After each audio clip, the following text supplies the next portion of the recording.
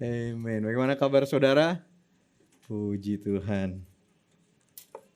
Saudara, sebelum saya mulai, kita 3 minggu ke depan ini kita ada di satu tema khotbah yang tema besarnya adalah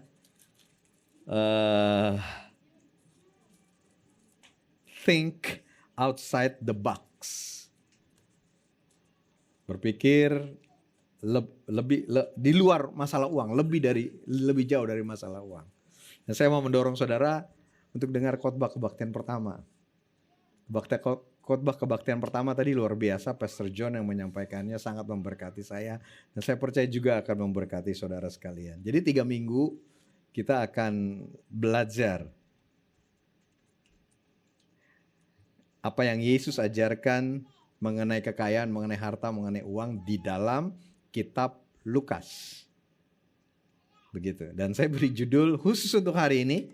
Judul yang saya berikan adalah adakah yang lebih penting dari uang?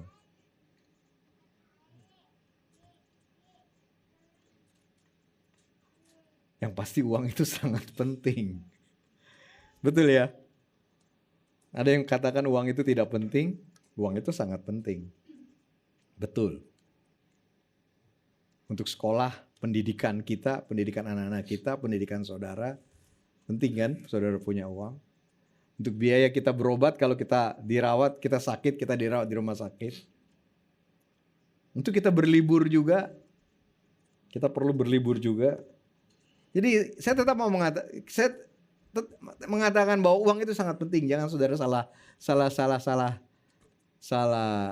menanggapi bahwa saya akan mengatakan bahwa uang itu tidak penting. Tidak, uang itu betul tetap penting saudaraku. Tapi saya mau satu cerita. Saya bertahun-tahun yang lalu saya melakukan perjalanan misi ke Nepal. Pada waktu itu belum pernah saya ke Nepal. Jadi saya belum ada gambaran seperti apa Nepal itu, dan di dalam perjalanan misi itu saya mengajak satu pasang suami istri bisnismen yang prominent. Gitu ya, di Jakarta naiknya Alphard, naiknya Mercy tipe S gitu ya. Jadi saya tahu ya.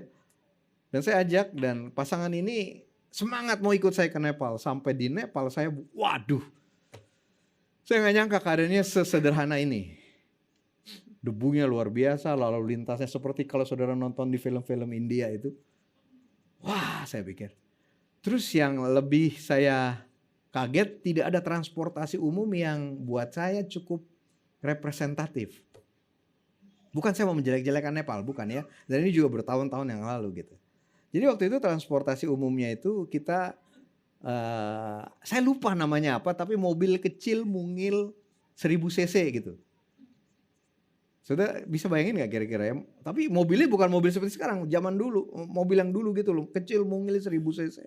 Yang bisa nyelip-nyelip begitu, tetapi panas, tetapi bau, tetapi joknya itu ditaruh, sama waktu itu mereka punya kebiasaan, joknya itu dialasi kain gitu loh. Jadi, waduh saya pikir nih, ini bisnismen yang saya ajak ini bisa nggak nih gitu ya?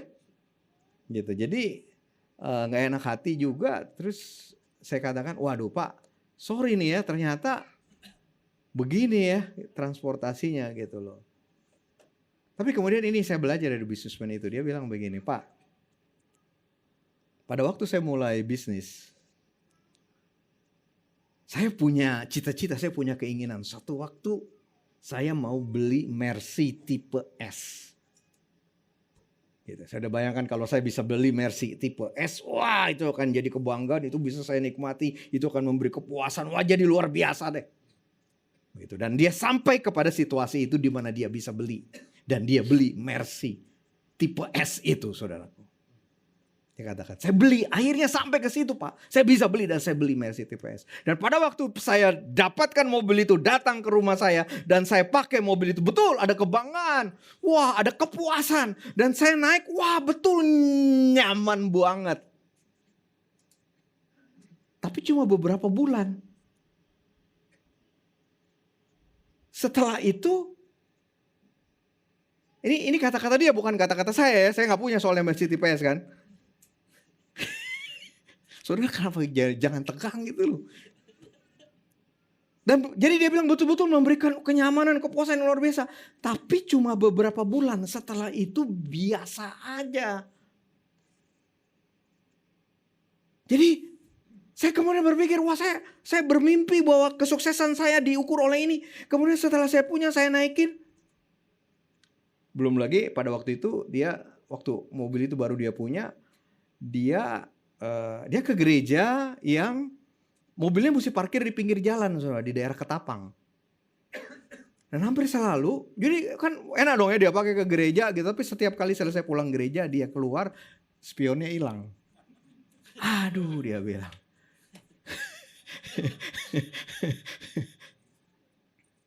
Dan Pak, saya pikir ini akan memberi kepuasan di awalnya, tapi cuma beberapa bulan, dan setelah itu karena saya punya kerjaan, saya proyek gitu, banyak proyek-proyek, dan saya keliling-keliling, akhirnya sekarang ini saya balik lagi pakai Innova, dia bilang. Bukan juga mendiskreditkan Innova, tapi akhirnya lebih banyak di garasi, Pak. Jadi nggak usah khawatir dengan yang begini, Pak. Nah, hari ini kita mau belajar mengenai apa yang Yesus pakai cerita di dalam Lukas 12 ayat 13 sampai 21 mengenai kalau judul di dalam bahasa Indonesia itu orang kaya yang bodoh, saudaraku. Tapi saya senang apa yang Pak John tadi sampaikan. Pak John katakan begini, jangan sampai uang membodohi kita gitu ya. Mari kita lihat Lukas 12, saudaraku, mulai ayat 13. Nah, ini ceritanya begini. Jadi pada waktu itu Yesus sedang berada di dalam kerumunan orang banyak yang sedang mendengarkan pengajaran Yesus. Jadi banyak orang berkumpul bersama-sama dengan Yesus. Tiba-tiba dari orang yang banyak itu ada seorang dari banyak orang itu berkata kepada Yesus, "Guru, katakanlah kepada saudaraku supaya ia berbagi warisan dengan aku." Nah, tadi Pak John sampaikan luar biasa latar belakangnya. Kenapa bisa dia ngomong begini, saudara? Entah dia lagi bersengketa, entah saudaranya nggak mau berbagi, entah dia udah dapet tapi habis, jadi dia mau minta lagi ke saudaranya, nggak mau dikasih. Pokoknya Alkitab nggak menceritakan alasannya apa. Tetapi yang jelas dia bilang begitu kan. Dia minta Yesus gitu menjadi perantara supaya bicara kepada saudaranya, supaya berbagi warisan dengan aku gitu kan. Tapi ayat 14, Yesus berkata kepada mereka, "Saudara," ini satu orang kan yang tanya. Jadi Yesus respons dia, "Saudara, siapa yang mengangkat aku jadi hakim dan pengatas kamu?" Ini jawaban ini artinya gimana, saudara? Jawaban ini kira-kira Yesus menolak nggak? Yesus menolak, Yesus menerima?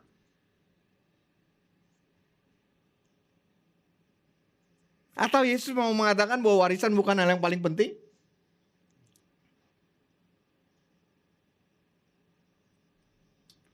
Tetapi apa yang saya dapat dari ayat ini mengingatkan saya, jadi apapun latar belakang dari pertanyaan dari orang ini, sebetulnya jawabannya Yesus ini, Yesus mengatakan kira-kira begini, ngapain aku jadi mediator buat kamu untuk masalah ini? Betul nggak? Di mata Yesus, dari ayat ini yang saya dapatkan adalah jangan korbankan hubungan persaudaraan demi kekayaan. Jangan ribut antara keluarga mengenai warisan, mengenai uang.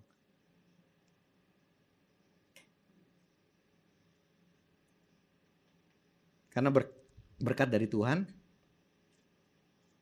Jadi kalau dari ayat ini Yesus bukan mau menjadi hakim, menjadi penengah dalam pembagian warisan.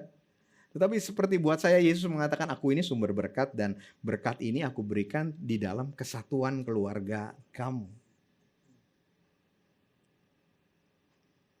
Jadi dari pernyataan ini itu yang saya belajar. Jangan korbankan hubungan demi kekayaan. Jangan korbankan hubungan demi warisan. Dan tadi Pak John cerita juga, dan saya juga banyak baca, banyak orang tua nuntut anak nuntut orang tua mengenai uang, mengenai warisan. Betul tidak, saudaraku? Bukan itu yang paling penting. Hubungan lebih penting dari itu gitu. Kita lanjutkan ya, ayat 15. Nah, kemudian jadi setelah cerita itu, kemudian setelah Yesus meresponi orang itu, Yesus kemudian memakai kesempatan ini untuk membuat cerita bagi semua orang banyak. Begitu ya. Kemudian jadi setelah itu dia ayat 15 katakan begini, katanya lagi kepada mereka.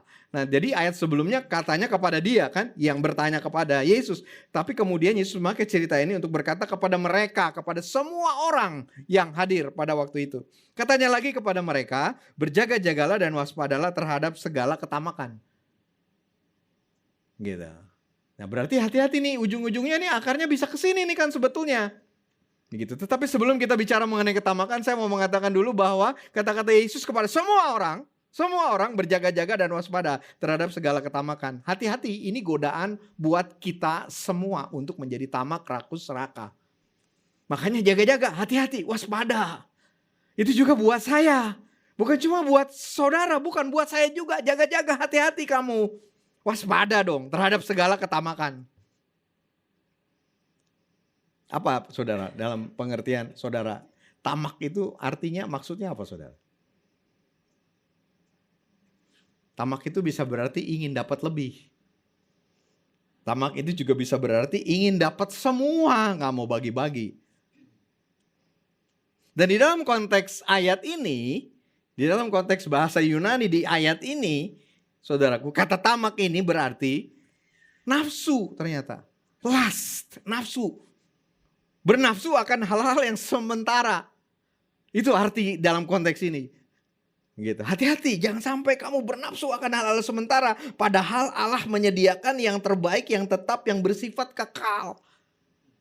Gitu, kira-kira begitu sebetulnya. Jadi hati-hati dengan lust ini nafsu loh. Ini tamak, ini gak mau bagi, ini nafsu. Gitu. Padahal Allah menyediakan yang lebih baik untuk kita bermurah hati, untuk kita mengasihi, untuk kita berbelas kasihan, untuk kita menolong orang, membantu orang. Gitu. Sebab walaupun seorang berlimpah-limpah hartanya, hidupnya tidaklah berasal dari kekayaannya itu. Terjemahan yang lama dari bahasa Indonesia, hidupnya tidaklah tergantung dari kekayaannya itu. Itu yang Yesus katakan. Jadi artinya kematian tiba-tiba, apalagi kematian yang tiba-tiba itu tidak bergantung dari kekayaan. Pernah ada cerita bahwa ada orang yang begitu berkelimpahan secara keuangan, tapi kemudian mengalami kecelakaan mobil, ya, meninggal di tempat saudaranya. Dan kata-katanya adalah, I wish bisa sempat dibawa ke rumah sakit. Kalau bisa dibawa ke rumah sakit, kita akan mengusahakan yang terbaik. Saya akan pakai semua uang saya. Tapi gak sempat. Meninggal di tempat, saudaraku. Kematian tiba-tiba tidak bergantung kepada kekayaan. Saya percaya kita semua setuju bahwa hubungan suami istri tidak bergantung dari kekayaan. Hubungan orang tua dengan anak juga tidak bergantung dari kekayaan. Bagaimana dengan suami istri yang mencari kekayaan kemudian lupa untuk berkomunikasi, lupa untuk membagi waktu bersama. Sehingga di dalam kekayaan kelimpahan kekayaannya hidup jadi sepi, hidup masing-masing. Begitu juga dengan orang tua dengan anak yang anaknya misalnya gak pernah ketemu dengan orang tuanya. Orang tuanya mengorbankan waktunya sehingga gak bisa bertemu. Saudaraku, hubungan orang tua dengan anak tidak bergantung dari kekayaan. Hubungan suami dengan istri tidak bergantung dari kekayaan. Dan saya mau ajak gini, saudara setujukan dengan saya, tidur nyenyak itu tidak bergantung dari kekayaan. Tidur nyenyak itu tidak bergantung dari seberapa nikmatnya kasurnya, saudara. Saya gak peduli seberapa nyaman kasurnya. Tapi begitu banyak orang yang tidur di kasur yang paling mahal, dia gak bisa tidur, saudara. Sukacita tidak bergantung dari kekayaan. Dan ada satu di dalam saya menyiapkan ini ada satu terminasi yang bagus sekali yang saya mau sampaikan pada saudara. Saya sedang terus renungkan itu. Saudara sering dengar kata-kata financial freedom. Itu jadi tujuan, itu jadi cita-cita. Kita bebas secara keuangan, financial freedom. Tidak ada yang salah dengan itu, tetapi ada sesuatu yang jauh lebih penting daripada financial freedom sebetulnya, yaitu financial peace. Dan kekayaan tidak bisa memberikan financial peace kepada saudara. Saya baca artikel yang mengatakan betapa orang suka terlena. Orang dibodohi oleh uang dengan tujuan financial freedom, tapi dia nggak pernah punya financial peace, sehingga hidupnya tidak pernah rasa damai sejahtera. Makin banyak uangnya, makin nggak sejahtera hidupnya. Kembali lagi ayatnya katakan, hidup tidak berasal, tidak bergantung dari kekayaannya. Di terjemahan New Living Translation kata-katanya, life is not measured by how much you own. Dari The Message katakan, life is not defined by what you have, even when you have a lot. Hidup tidak berasal dari kekayaan, hidup tidak bergantung dari kekayaan, hidup tidak diukur dari seberapa banyak yang kita miliki, hidup tidak ditentukan oleh apa yang kita miliki, bahkan ketika kita memiliki banyak.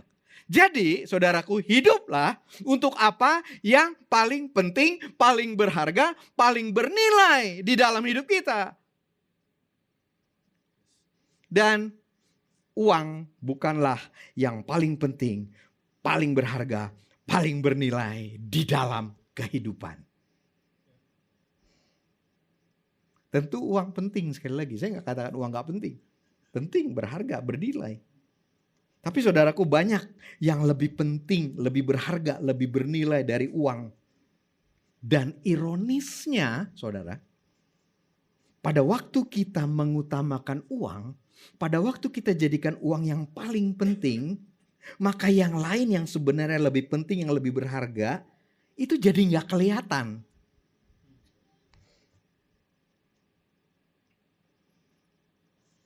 Lebih dari satu kali,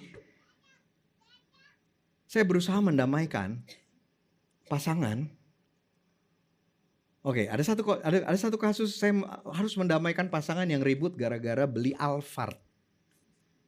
Sampai akhirnya saya nyerah, saya bilang gini deh, Alphardnya kasih saya aja. Kalau Alphard jadi sumber keributan. Dan saya pikir ini satu kejadian yang aneh, yang jarang sekali. Tapi ternyata beberapa waktu kemudian, saya juga pernah melayani keluarga, pasangan suami istri yang ribut gara-gara beli BMW. Hampir saya ngomong lagi, wah jangan jadi kaya pendeta yang punya Alphard, punya BMW. Tetapi saudara mengerti maksud saya? Aduh, haleluya. Hiduplah untuk apa yang paling bernilai, paling penting, paling berharga. Dan itu yang kita perlu tahu, dan itu bukan uang. Nah, jadi setelah ini baru nih Yesus sekarang masuk ke perumpamaannya. Kemudian Yesus menyampaikan kepada mereka suatu perumpamaan. Ada seorang kaya, tanahnya berlimpah-limpah hasilnya. Ada yang salah nggak dari kalimat ini? Oh, saudara nggak berani jawab ya? Nggak ada yang salah ya? Betul kan? Boleh dong, boleh. Nggak ada yang salah dengan kalimat ini kok. Sekali lagi deh. Waduh. Jangan ragu-ragu kalau memang nggak salah, nggak apa-apa saudara. Ia menyampaikan kepada mereka suatu perumpamaan. Ini perumpamaan. Artinya perumpamaan ini bisa kepada siapa aja kan? Semua orang bisa. Dan kata-katanya begini, ada seorang kaya, tanahnya berlimpah-limpah hasilnya. Boleh, nggak apa-apa, bagus. Kalau bisa, ayo aja bagus, malah bisa begini. Betul nggak, saudaraku? Dan kemudian orang ini bertanya dalam hatinya, apakah yang harus aku perbuat? Sebab aku tidak mempunyai tempat di mana aku dapat menyimpan hasil tanahku. Salah nggak statementnya? Nggak juga kan? Waduh, saudara masih ragu-ragu. Nggak apa-apa ngomong begini kan? Betul kan, wajar kan? Loh dia punya banyak kok. Gitu. Terus dia bilang tempatnya udah gak cukup, perlu diperbesar. Ya gak apa-apa lah. Betul ya? Lagi. Lalu katanya oke, jadi di setiap ayat saudara-saudara coba discern ya. Ini benar gak kalimatnya gitu loh, salah gak gitu kan? Ya lalu katanya inilah yang akan kuperbuat. Nah ini dia, inilah yang akan kuperbuat. Aku akan merombak lumbung-lumbungku, aku akan mendirikan yang lebih besar, aku akan menyimpan di dalamnya semua gandum dan barang-barangku. Salah gak ini? Nah udah ada yang mulai pikir salah. Terserah saudara, tapi kalau buat saya ayat ini pun tidak salah. Lu dia punya banyak kok, gudangnya udah gak muat, bikin lagi yang besar gak apa-apa dong. Memang mesti begitu kan. Jadi sampai ayat 18 gak ada yang salah ya. Sesudah itu, nah ini di ayat 19. Aku akan berkata kepada jiwaku, jiwaku engkau memiliki banyak barang, tertimbun untuk bertahun-tahun lamanya. Beristirahatlah, makanlah, minumlah, dan bersenang-senanglah. Nah, salah nggak statement ini? Yang Alkitab katakan, ini statement bodoh. Ayat 19 ini merupakan statement yang bodoh dari orang tersebut. Karena berarti orang tersebut merendahkan hakikat hidup, bahwa hidup seakan-akan tujuannya, klimaksnya, puncaknya adalah pada waktu kita bisa beristirahat, makan, minum, dan bersenang-senang. Tidak ada yang salah dengan beristirahat, makan, minum, dan bersenang-senang. Tetapi jadi statement yang bodoh pada waktu ini jadi tujuannya, ini jadi klimaksnya, ini jadi puncaknya, ini baru hebat pada waktu ini bisa terjadi. Jadi boleh tapi bukan tujuan. Setuju saudaraku? Nah, hati-hati kalau kita suka lihat IG orang lain ya.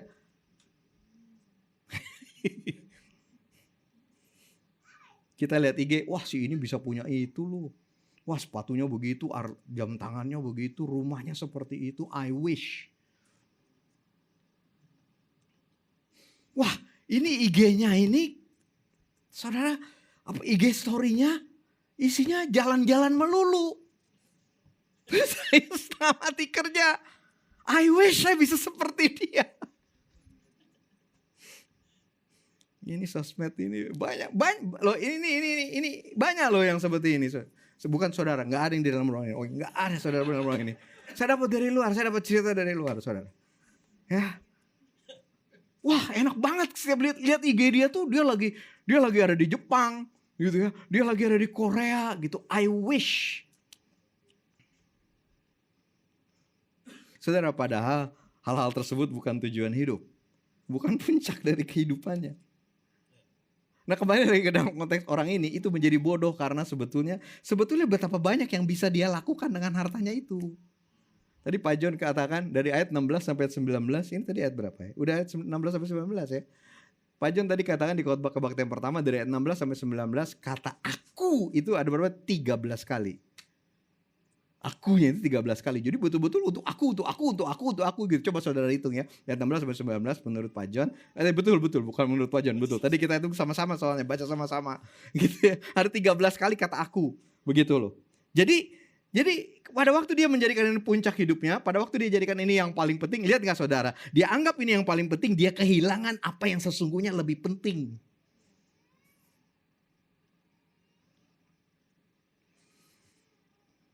Jadi kebodohan yang pertama tadi itu merendahkan hakikat hidup gitu ya. Seakan-akan hidup itulah klimaksnya gitu.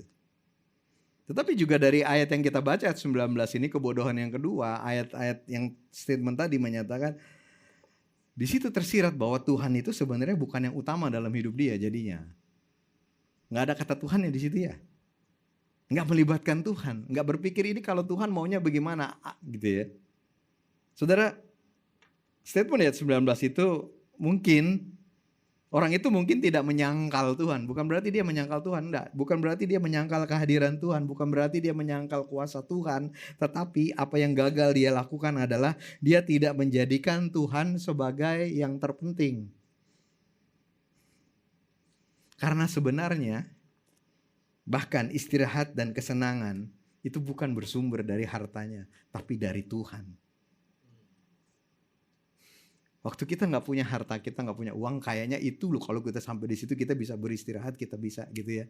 Tapi saudara ingat cerita tadi saya itu mengenai orang yang kaya itu. Kalau udah sampai di situ ternyata nggak dapet juga.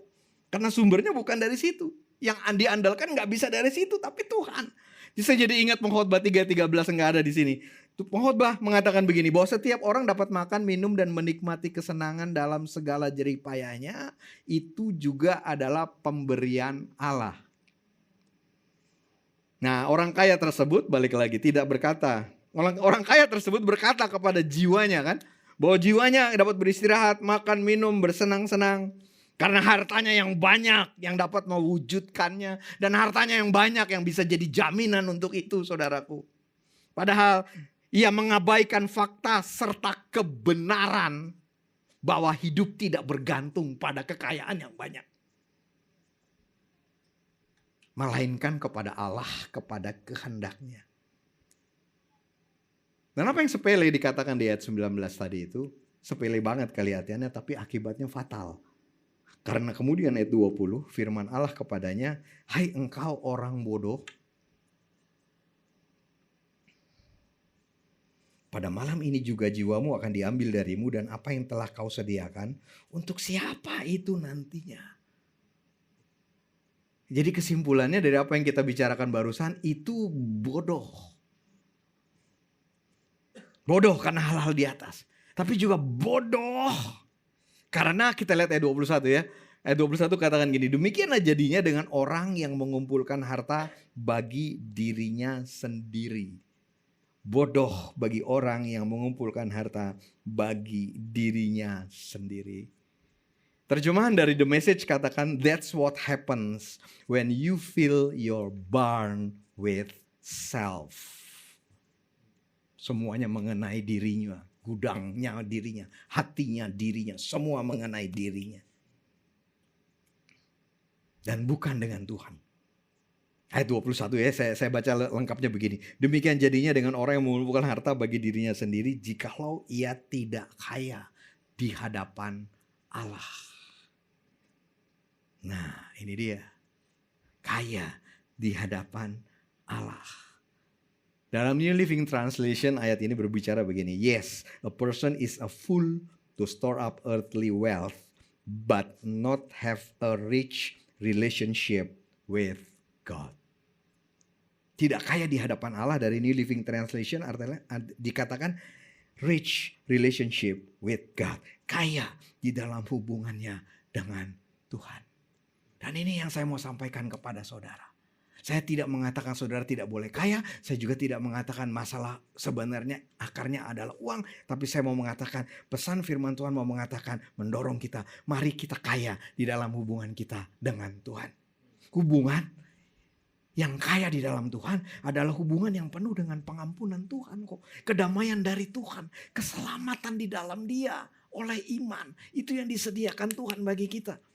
Tetapi kaya di dalam hubungan dengan Tuhan juga berarti hubungan yang intim, hubungan yang bergairah, hubungan yang dekat, hubungan yang penuh warna, hubungan yang menyenangkan. Itulah hubungan kita dengan Tuhan. Dan ini yang perlu kita inginkan sungguh-sungguh saudara. Saudara, bagaimana hubungan saudara dengan Tuhan? Bagaimana saudara menilai hubungan dengan Tuhan? Kaku? Bosan? Terpaksa? Kalau enggak dihukum? Kalau kita enggak punya hubungan kita dihukum? Kalau kita enggak punya hubungan kita enggak dapat berkat? Kalau kita nggak berdoa dulu nanti kita bisa kecelakaan. No, saudara. Yang Tuhan sediakan bukan seperti itu. Hubungan yang bukan yang kaku. Bukan yang kering. Tetapi hubungan yang kaya. Penuh dengan keintiman, kegairahan, menyenangkan. Ini yang sesungguhnya kita perlu kejar. Kita harus bekerja keras untuk dapat uang, betul. Tetapi seperti apa yang tadi juga Pak John katakan. Saudara bekerja keras untuk uang, tapi apakah saudara bekerja keras juga untuk hubungan saudara dengan Tuhan? Saudara memberi waktu untuk mencari uang, tapi apakah saudara mencari waktu juga untuk hubungan saudara dengan Tuhan? Dan bisakah saudara mengerti, kalau saudara tidak pernah mengalami indahnya hubungan dengan Tuhan, saudara miss the point karena kekristenan penuh dengan keindahan bersama dengan Tuhan. Karena kekristenan, hubungan kekristenan adalah hubungan yang penuh dengan saya mau bersekutu dengan Tuhan. Saya punya keinginan mendekat kepada Tuhan. Bukan terpaksa saudara, bukan harus saja saudaraku. Keinginan kepada Tuhan yang lebih besar dari keinginan saya terhadap uang. Waduh, gimana tuh saudara?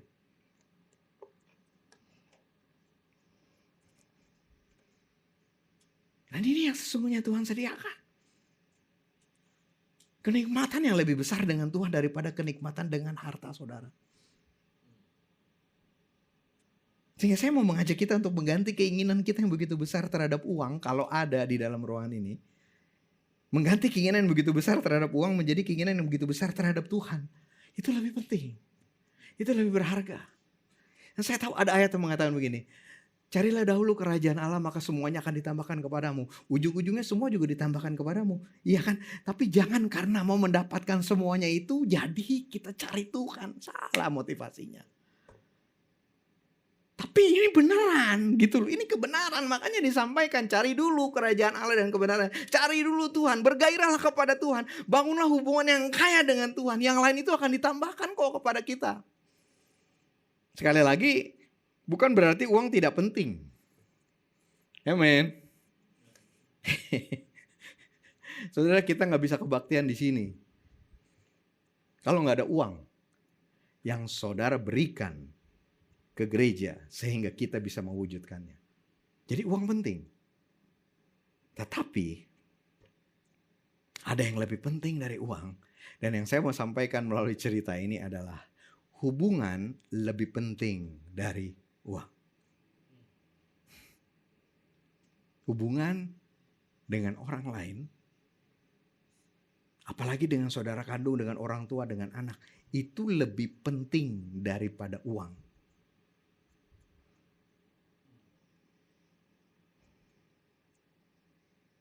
Dan apalagi ini, hubungan dengan Tuhan itu lebih penting daripada uang. Amin.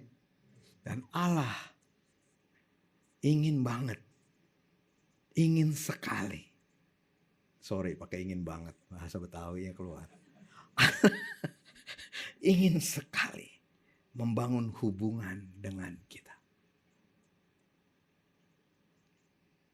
Jangan biarkan uang atau keinginan akan uang atau bahkan kesulitan keuangan, jangan biarkan itu menjauhkan kita dari Tuhan. Amin.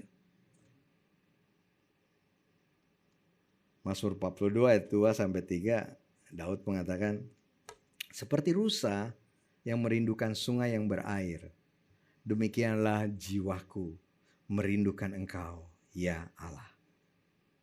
Jiwaku haus kepada Allah yang hidup. Saudara bisa punya keinginan seperti ini? Kalau belum, izinkan saya berdoa, izinkan Tuhan menjamah saudara, izinkan Tuhan menyentuh saudara. Sehingga ini bukan menjadi sesuatu yang dibuat-buat, dipaksakan, tapi ini sesuatu yang keluar dari hati saudara. Lebih dari keinginan saudara akan uang. Keinginan akan Tuhan. Saudaraku, saya berdoa melalui firman ini, agar Tuhan memberkati keuangan saudara. Kita percaya Tuhan akan memberkati saudara secara berkelimpahan. Saya berdoa Tuhan memberkati keuangan saudara. Tuhan memberkati keuangan keluarga saudara. Tapi sekali lagi, jangan sampai uang atau kebutuhan akan uang menjauhkan kita dari Tuhan. Amin. Tuhan, aku sungguh berdoa Engkau berkati jemaatmu dengan keuangan yang berkelimpahan. Aku berdoa Engkau memberkati pekerjaan jemaatmu. Aku berdoa Engkau memberkati bisnis jemaatmu. Aku berdoa Engkau memberkati rencana-rencana keuangan yang dilakukan oleh jemaatmu Tuhan. Aku berdoa untuk hidup kelimpahan buat jemaatmu. Di dalam nama Yesus. Kelimpahan di area keuangan di dalam nama Yesus. Bahkan aku berdoa di dalam kami mengakhiri tahun ini Tuhan 2023. Biar kami bisa mengakhirinya dengan kelimpahan yang dari Tuhan. Dengan penyediaan yang dari Tuhan. Dengan berkat yang dari Tuhan. Di dalam nama Tuhan Yesus. Tuh aku berdoa lebih lagi Tuhan.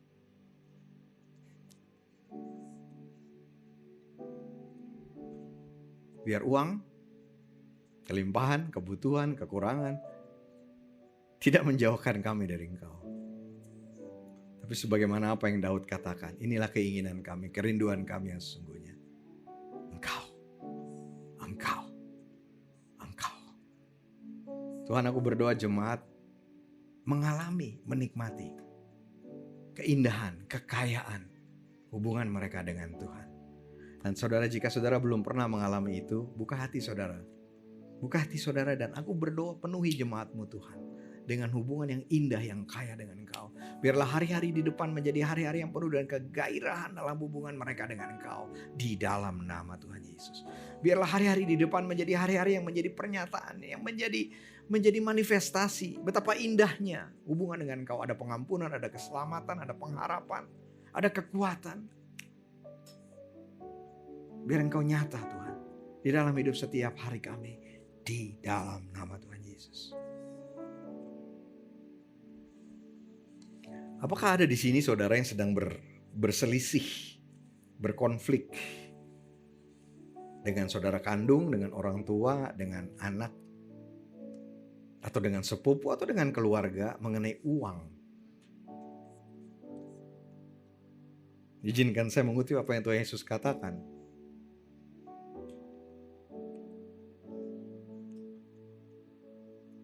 Siapa yang mengangkat aku menjadi hakim atau penengah atas kamu? Mungkin ada di sini ada dari kita yang Tuhan tolong dong supaya saudaraku berbagi warisan dengan aku.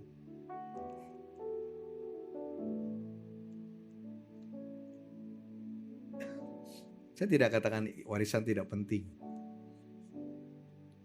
Tapi saya mau mendorong saudara, ini yang saya rasa Tuhan tuntun. Kenapa saudara tidak bersedia kehilangan demi hubungan yang jauh lebih penting, lebih bernilai? Hubungan orang tua, anak, hubungan saudara. Jika ini menjadi firman Tuhan buat saudara, bawa ini kepada Tuhan. Saya tahu ini gak gampang. Saya tahu ini gak mudah. Saya tahu ini gampang aja ngomongnya. Tapi ini firman Tuhan. Hari ini, biarlah firman-Mu berbicara kepada kami. Hari ini lebih daripada uang. Sesuatu yang lebih bernilai, sesuatu yang lebih berharga, yaitu hubungan. Biar dipulihkan. Aku berdoa Tuhan, jika ada hubungan yang putus, yang renggang karena masalah uang, hubungan itu dipulihkan oleh Tuhan pada saat ini. Di dalam nama Yesus. Buat kami berani melangkah dengan iman untuk melepaskan hak kami. Karena kami tahu Tuhanlah sumber berkat kami. Dan Tuhan akan menurunkan berkat di dalam kesatuan yang kami usahakan. Di dalam nama Tuhan Yesus. Haleluya. Amin.